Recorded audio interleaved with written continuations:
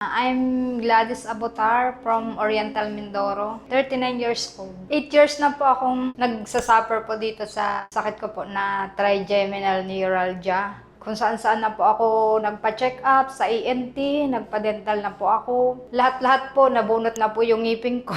Pero wala po siyang pagbabago. Tapos, 2023, saka lang po ako nagpa-check up sa neurologist. Doon po niya na-diagnose yung may trigeminal neuralgia daw po ako. Nung time na yon hindi na siya sumakit ito. Tapos, on and off, bigla na naman po sumakit nitong bago po ako pumunta dito. Sobra pong sakit. Hindi po ako makakain, hirap po akong mag-toothbrush, lumakad, kahit po magsalita, hindi po ako makapagsalita. So, sobrang sakit ko, hindi ko na maintindihan kung anong gagawin ko dito.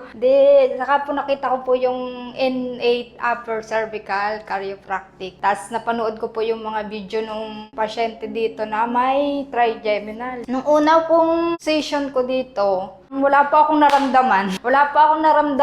Pero ang laki po ng epekto sa akin na pagbabago. Gumaling po yung aking sobrang nararamdaman kong masakit na wala po. Nung first session, maganda po yung alignment ko ng tapos tuloy-tuloy po yung ayos ng alignment ng aking nerve. Tapos nung after ng 3 session yun, bigla siyang sumakit.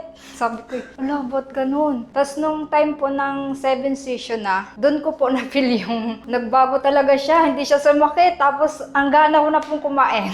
Sobrang saya ko po. Talaga pong ang laki ng improvement. Hanggang ngayon na po, nitong last na to. Kaya nagpapasalamat po ako sa N8 Chiropractic dahil ang laki po ng pagbabago sa akin. Sobrang saya ko po. Tsaka po kay Doc, sobrang galing po ni Doc. Tsaka nagpapasalamat din po ako sa staff na sobrang babait po. Highly recommended po sa mga katulad kong may ganitong sakit.